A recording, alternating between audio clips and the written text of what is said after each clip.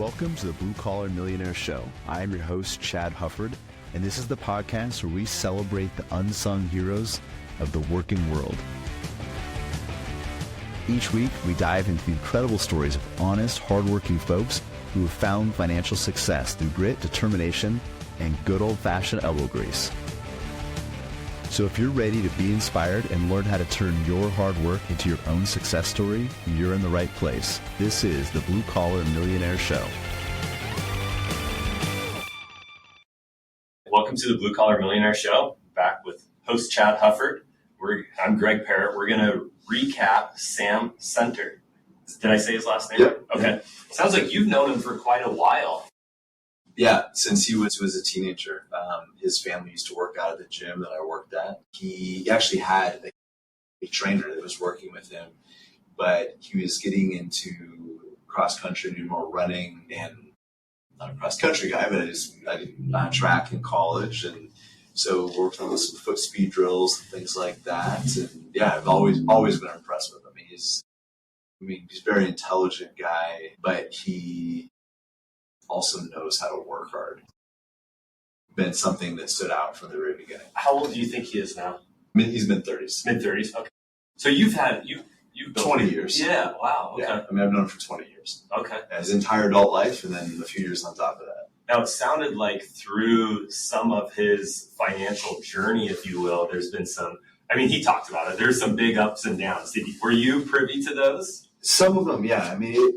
There were definitely some things where you heard him, he was not shy about it, regretted some of those decisions, but the big thing was he was able to pivot from that before they became ingrained habits. And that's what can be really hard about when you're pushing things back, when you're postponing planning for retirement and getting a financial plan together, getting intentional about money. Not only do you have to work harder in the future to save more, maybe save more aggressively, but you also have to work harder to break bad habits. So the longer somebody waits, again, never the wrong time to start doing the right thing, but the work starts building up kind of exponentially. And Sam was able to make those adjustments relatively early and before he started making a really good salary. Sure. Now, he had mentioned one of those slip-ups. He took $7,000 from his 401k, and he went on a trip to Thailand. But what was nice to hear is he's actually calculated out what that $7,000 cost him in today's dollars. Yeah, and it was I think $40-something thousand, and realizing by the time he would have been retirement age, it would have been hundreds. Sure. Okay, so that's how much of it. Okay.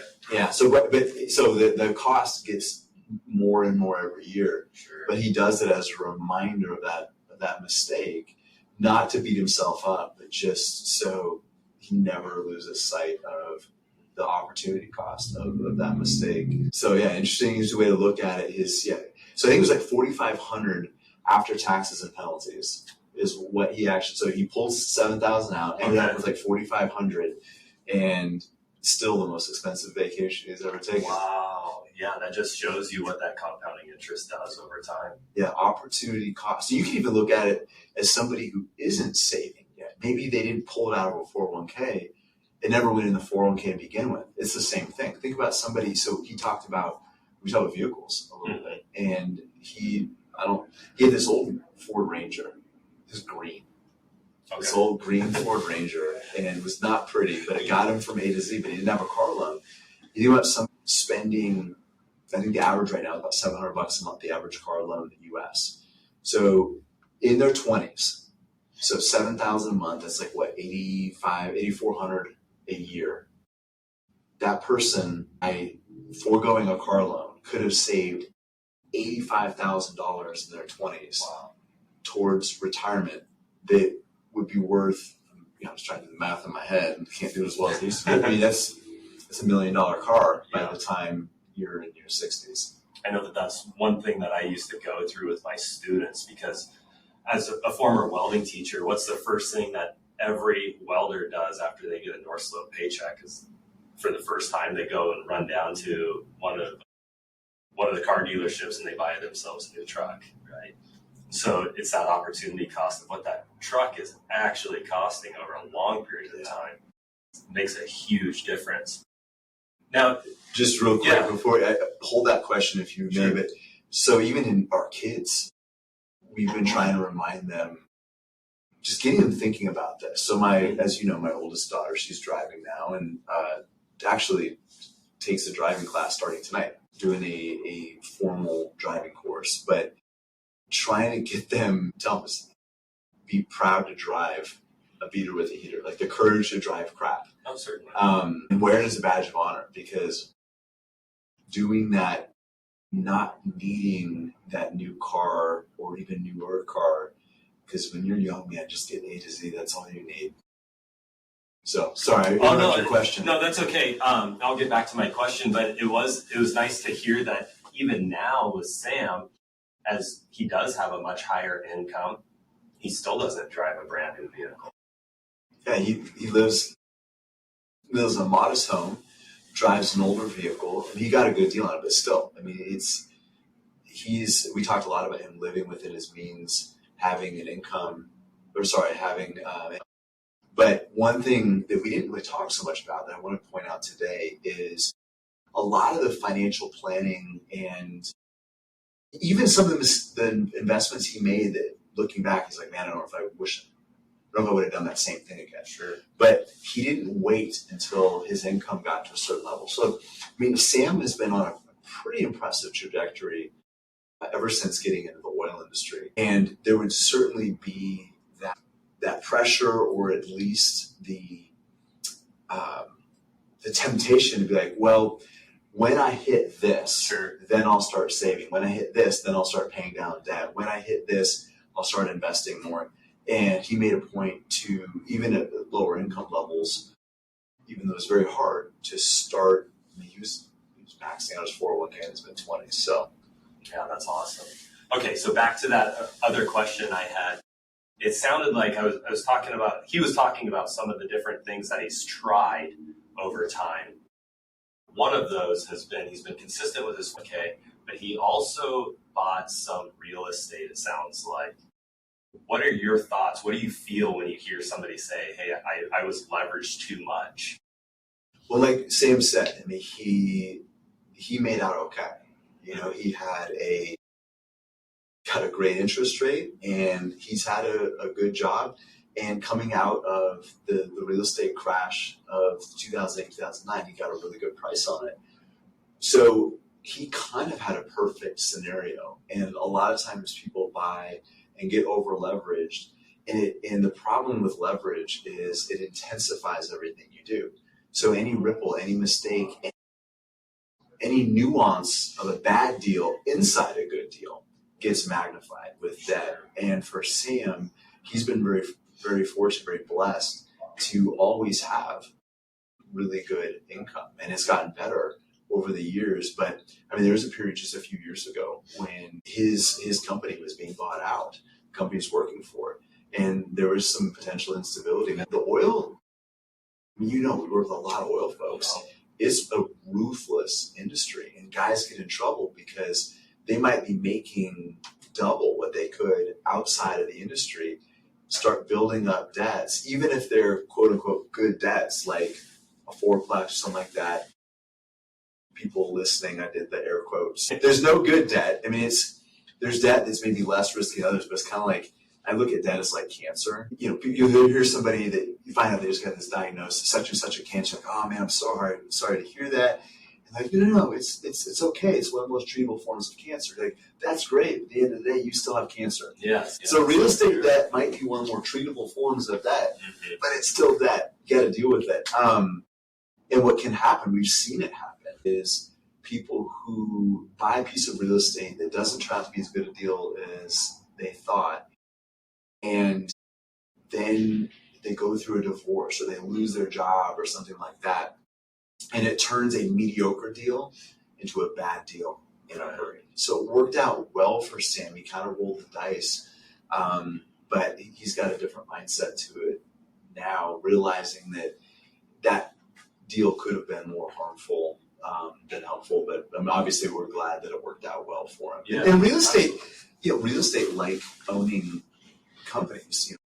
He's been maxed out his 401k for 10 years. So he's buying companies, and during the last several years, buying companies on sale during some major dips. Definitely. Just like he bought that piece of property. But that's what we want to do. We want to own something that produces something.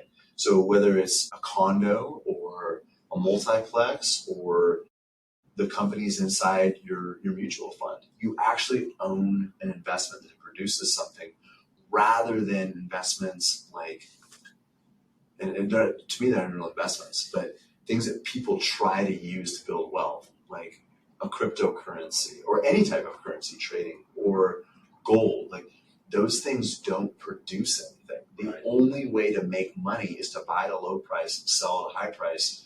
And at that point, you're a price speculator, not an investor. And the thing about real estate and companies, buying companies through mutual funds, is, you expect their price to rise over the time, but you don't have to. As long as that piece of property and it keeps paying you rent every month, and that rent increases over time, you're probably, if it's a good enough deal, you're never going to sell the piece of property. You're never going to sell, you might never sell your mutual funds. You're just going to live off the income they produce. The price appreciation is just a bonus. Right. For those of you that have come into the office, we share an analogy called the orchard. Essentially what we're doing is we're living off the fruit that our orchard produces. Did you want to share that analogy really quick? Well, I mean, you covered the crux of it a lot. We don't care how much the trees are worth at any given moment, because we're buying the long-term food production. So, I mean, we're getting a little long-winded I'm getting long-winded and that's my fault on that answer. But to set the context, like, real estate, I think, can be a valuable piece to your orchard, because you don't have to sell it in order to build wealth and build financial independence. A lot of people think of financial dependence as an issue of your principal, how much your investment's worth today. But really, it's about the ability of your investments to produce income over the long run. So real estate can be an important piece, and we have a ton of folks that use real estate, but it's buying it the right way. And a couple of things on it. So number one, if you're buying debt, if you're using debt to buy real estate, you do have a higher risk profile. And the other thing that I've noticed, like Sam, he's, it's like the Midas touch. He's had a couple of deals, everything turned to gold. He had one that it wasn't quite so much, but again, that one was that he's making that decision right. He paid those things off quickly, but you have less critical eyes when you're using debt to purchase something. When you're writing a check for a piece of property, people typically know their numbers better. And we have a lot of folks that are reaching out to us, that refer to us, that might have some real estate but don't really know their numbers. So you really break it down, it's not that great of a deal. But if you're using debt to finance it, the pain of the purchase doesn't hurt quite as much, and it's easy to throw good money at a mediocre deal. Yeah, that makes sense. So moving on, there was another thing that Sam was talking about with mindset that really, to me, made a whole lot of sense. And he was talking about being physically uncomfortable. So working out, for instance, has an effect in so many other facets of somebody's life. And you and I both like to work out. And I felt like that was a really powerful statement, because when we talk about things like lifestyle and we talk about things like market volatility, being uncomfortable is something that's going to happen. And we have to have some kind of resiliency there. Yeah, and I wish Sam was still here to talk about this, because there was a point during 2020 when he was very uncomfortable. Is that right? Okay. Yeah, so think about where he was at, where his 4K was looking suspiciously like a 4K. Right. But not only on paper, because there was tremendous uncertainty around his job. His company was being bought out, and that deal was looking like it might fall through. Oil plunged actually into negative territory, which I don't even know what that means, how oil can be negative. I was trying to find out where people could pay me to take their oil. Right. I wasn't able to figure that out in time. But So it wasn't just the long-term investing. And of course, everybody was saying, this whole COVID thing was going to shut down business, shut down commerce and economies as we knew it. And it was going to be irreparable. It was going to cripple economy. It was a lot of fear mongering. But he was looking at his own personal life, being like, man, I don't know what's going on with my job.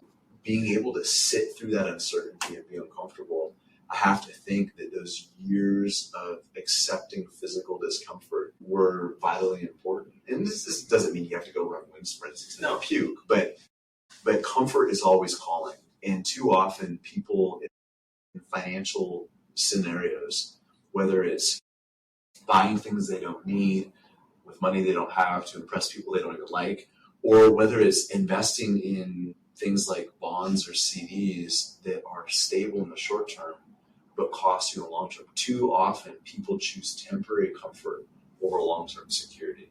So I think you're right. That was a powerful takeaway that it's okay to be uncomfortable. And there's a huge difference between discomfort and Why do you think that is? Why do people accept so much less for their long-term security for that short-term comfort? With a nerd answer, there's a psychological term called temporal discounting, which means we don't value the future as much as the present. So we overvalue the present. That's how we are designed.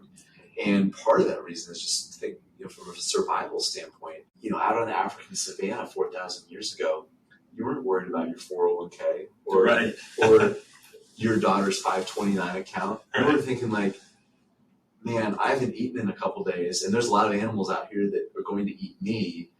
And I wonder if I climb up in that tree, if a leopard is going to come up after me. That's what you were worried about. You were just trying to survive long enough to procreate. That's how we're designed, kind of, right? We need to kill something quick in order to survive. Just to get through it, yeah. So we have brains that are more wired for survival than long-term thriving. And again, this is good, right? It's kept humans alive for a while. Certainly. But I think being aware of that and realizing that we have to be careful that we don't choose comfort over long-term security. And really, this whole idea of comfort is a fairly new thing.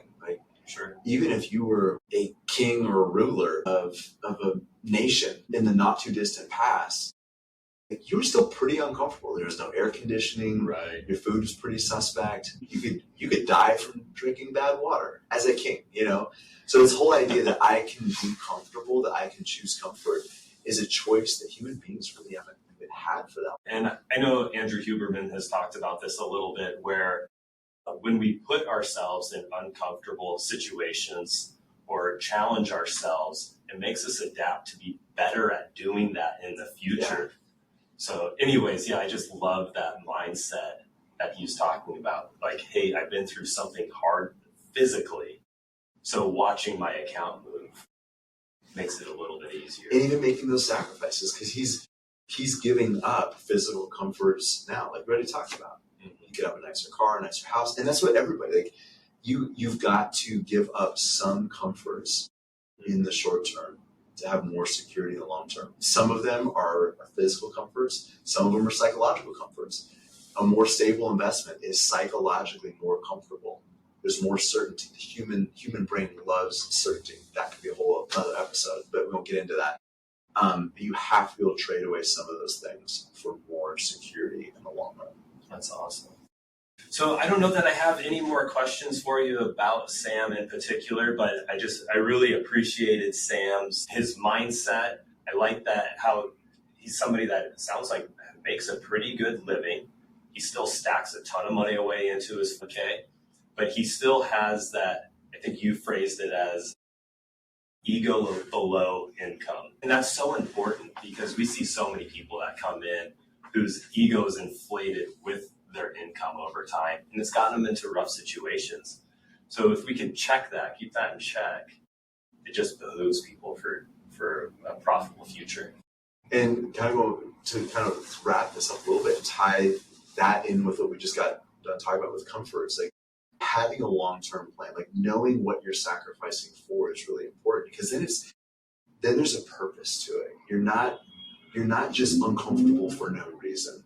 And it's easier to maybe live in a neighborhood that isn't as nice as it could be, or maybe you do live in a nicer neighborhood and everybody in your neighborhood is driving nicer cars, but you're like, you know what?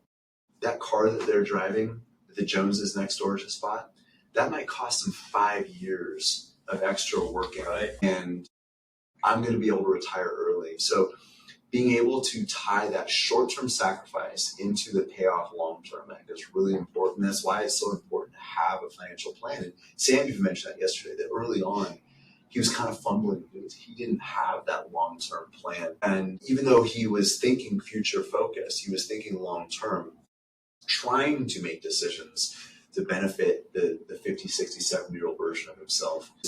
A little bit of tripping up in that process because he didn't have a clear picture of what that looked like, even though his heart and mind were in the right place. So I think, for people listening, just to go through the process, have that financial blueprint. Because yes, we are going to ask you to be uncomfortable, not miserable, but you are going to have to choose some discomfort. But seeing the payoff, it'd be like somebody running and envisioning that future version of themselves that is healthier, that can get up and down the stairs easier, that has lost the weight, that can fit back in the. You've got to be clear about what that pain is going to purchase for you. That makes sense. Yeah. I appreciate it, Chad. I think we're wrapping up on this one, but certainly if you want to reach out to us, visit us on our website, veritasalaska.com, and reach out, and we will see if we can get together a financial plan for you. Yeah, get a financial blueprint to help you see the benefit of the sacrifices that you're trying to make. Awesome. Thanks, Chad. Thanks, Greg. Thanks for listening to the Blue Collar Millionaire Show. We hope this episode has been inspiring and beneficial to you. If you want help on your journey to financial freedom, reach out to us at veritasalaska.com. We'd love to sit down over a cup of coffee with you, either here in our office or virtually, and get to know you and your needs. And though this podcast is free of charge, we do ask that you please do us 2 quick favors. If you enjoyed the episode, give our pod a great rating on iTunes or whatever podcast platform you use, and also give us a follow on Instagram. We hope you have a wonderful day filled with gratitude and intentionality. God bless.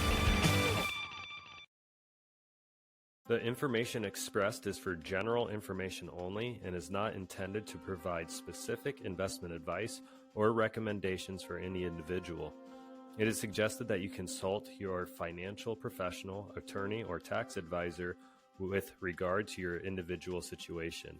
Hypothetical investment results are for illustrative purposes only and should not be deemed a representation of future results.